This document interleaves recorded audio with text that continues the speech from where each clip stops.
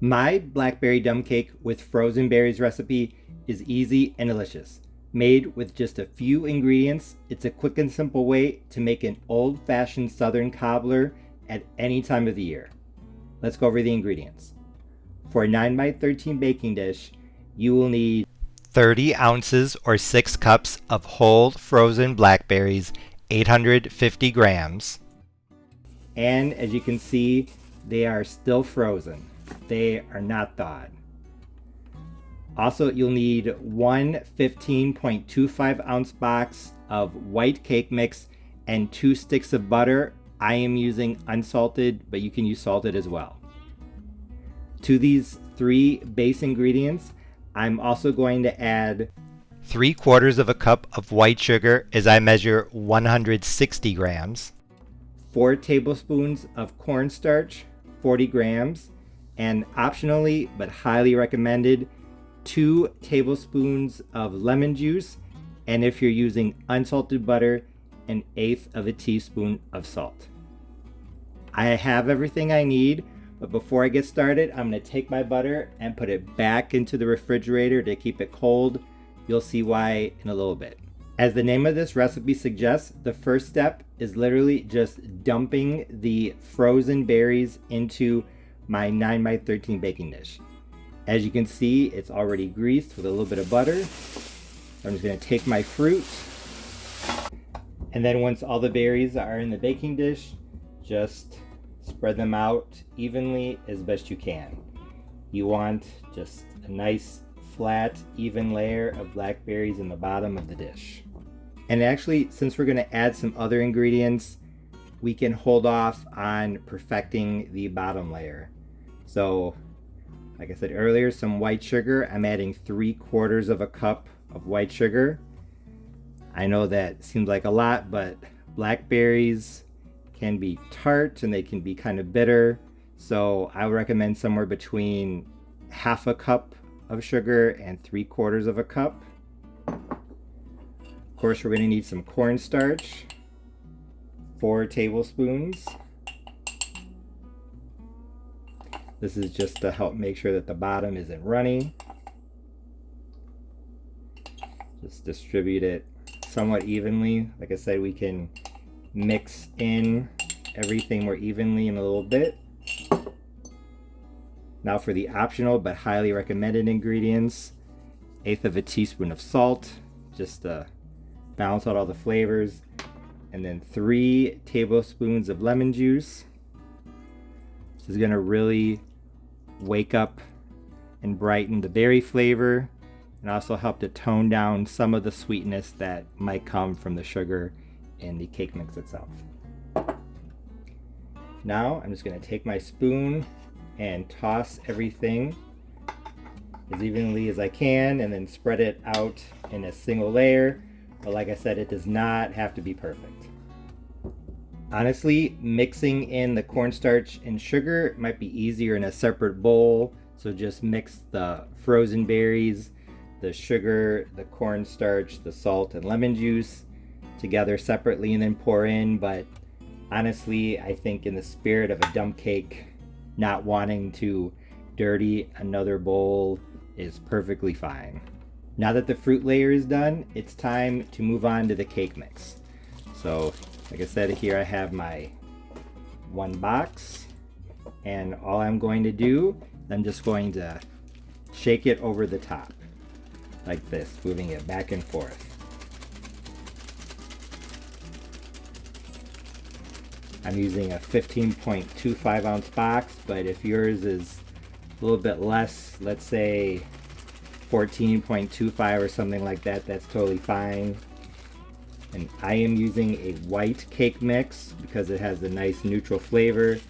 You could use yellow as well, that's pretty neutral. I think a lemon cake mix would be nice as well. If you experiment with strawberry or chocolate or spice or something like that, let me know how it turns out. I would be interested. I think a spice cake mix could work as well. Now I'm just going to take a fork and I'm going to drag it across the top to even out the cake mix layer like this. Notice I'm not mixing, I'm not going like this. I'm literally just dragging it across the top to even it out as much as possible. But as I said before, perfection is not necessary. Now it's time for the most tedious, yet arguably the most important part of a dump cake recipe, putting on the butter. Here I have my 2 sticks of butter, a sharp knife, and what I'm going to do is I'm just going to unwrap it, and I'm going to cut very thin slices of butter and lay them across the top of the dump cake. So for every tablespoon of butter, I think I'm going to get maybe 4 to 5 slices, something like that. I'm going to take my butter like this and a sharp knife and just cut it and then lay the pads of butter across the top to where they're almost touching but not quite. What this will do is that as the dump cake bakes in the oven, the butter is going to melt and spread down and out through the cake mix, turning it into a crispy, crunchy crumble topping that is going to be absolutely fantastic. I have seen recipes in which people melt the butter and then pour it over the top. You could do that, but honestly, I think you run the risk of accidentally pouring too much in one place and not enough in another. And if you do that, you could have a part of the cake that's soggy and another part that's dry. So, like I said, even though this is kind of tedious, I think sometimes doing stuff the long, old-fashioned way is the best. You could try maybe freezing the butter and then grating it or shredding it and sprinkling that over the top. That could probably work. You also might want to try maybe melting the butter and then mixing it with the cake mix off to the side and then sprinkling it over the top. It's another option. But when I find something that works, and this long, tedious way works, I usually just stick with it. And for this, you will need a sharp knife, and you will also need your butter to be cold, because if it is not cold, it's going to be very hard to slice thinly. So that's why I said put it back into the refrigerator.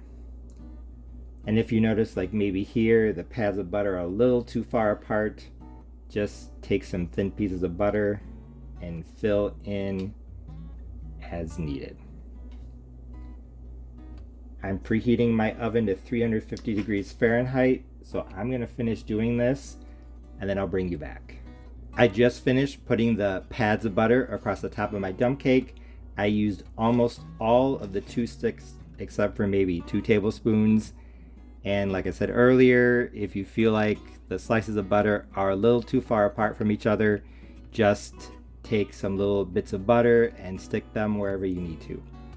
Now I'm going to put my soon-to-be blackberry dump cake with frozen berries into a 350 degree Fahrenheit oven uncovered. I'll let you know for how long. I just pulled my blackberry dump cake with frozen berries out of the oven. It was in at 350 degrees Fahrenheit, uncovered, for an hour and 10 minutes. So 70 minutes total. As you can see, it's bubbling around the edges. It looks and smells absolutely fantastic. I can't wait to give it a try. As you can see, this dump cake looked amazing. The top crust was golden brown and the fruit underneath was a deep, rich purple. It filled my kitchen with the sweet, buttery aroma that had notes of fruit in the background, so I definitely wanted to taste it. I actually ran out of time the day that I made this, so I let it cool down, I put it in the refrigerator, and then I tried it the next day. And when I cut the first slice and took the first bite, I knew that my blackberry dumb cake with frozen berries recipe was a big success because it was absolutely delicious. First, let's talk about the taste. There was definitely a strong blackberry flavor given that I used about 6 cups of berries. The sweetness of the flesh, the tartness of the juice, and the bitterness of the seeds all coming through very strongly. The bit of lemon juice definitely helped to brighten the flavor as well, so even though it's technically an optional ingredient, I would highly recommend it. I also like the love of sweetness. I thought it was just right, so I think that 3/4 of a cup of white sugar is absolutely perfect. Speaking of sweetness, this dump cake wasn't nearly as sweet as some of the others I've made, which is no surprise since blackberries can be a bit tart and also sometimes bitter. So if you're someone who likes the simplicity of dump cake recipes, but sometimes thinks that they're a bit too sweet, you'll like this one. One thing that I did want to touch on is the bitterness. Some people don't like blackberry desserts or jams because of the seeds. They can get stuck in your teeth, and they can also add a bitterness that can overwhelm dishes, especially if you use a lot of berries. Although this dump cake did have some bitterness, not in every bite, but it was there, I didn't think it was overwhelming because the dump cake had a lot of crust. Similar to what dumplings do in other types of cobblers, the flouriness of the cake mix and the richness of the butter cut through the bitterness of the seeds and toned it down significantly. Speaking of the crust, I liked it as well. As you can see, it was perfectly golden brown, it was crispy and crunchy just like it should be, and it had that sweet butteriness that everyone knows and loves in a traditional southern style dump cake. Maybe the top wasn't quite as crispy as some of the other dump cakes I've made with cans of pie filling, but considering that there was whole fruit in this, I was very satisfied with the texture. I also really liked the texture of the fruit layer as well. Although a good amount of the blackberry stayed whole even after cooking, some of the smaller ones kind of disintegrated or melted down into a jam-like consistency similar to pie filling. So even though I didn't use canned pie filling, there was still that softness on the bottom that was very nice. Honestly, I'm sure it's pretty clear that I really liked this old-fashioned blackberry dump cake with frozen berries. To be frank, I was a bit worried because I was afraid that not thawing the berries first was going to be a disaster. I thought that maybe the berries on the bottom would still be frozen or almost frozen and the top crust would be burned, but that's not how this turned out. Everything was exceptional. It tasted great. I liked the texture, and the fact that I didn't have to thaw the berries first made this recipe really easy. It was literally, as the name suggests, a dump cake. The only things I wanted to mention are that, number one, I know that 30 ounces of fruit is kind of an odd measurement, but I think it's the right amount, considering that it was enough to cover the bottom with berries and have a good fruit layer, but not so many that it kind of interfered with the crust and added so much moisture that it didn't get crispy. So if you're using frozen blackberries from the grocery store, if you live in the United States, a lot of times it seems like they're sold in 12-ounce bags, so you'll need 2.5 of those bags. I don't like to have half of something left over, but like I said, I think that's the right amount for this recipe. Also, if you wanted to add some spices, you could do maybe a 1/4 teaspoon of cinnamon or a teaspoon of vanilla, but honestly, I thought this was perfect as is. So in short, if you're looking for a quick and easy way to make a blackberry cobbler with just 3 base ingredients and then some optional ones, this is definitely one you need to try. It would be great in the summer, for the holidays, or any day. As always, thanks for watching. See you next time.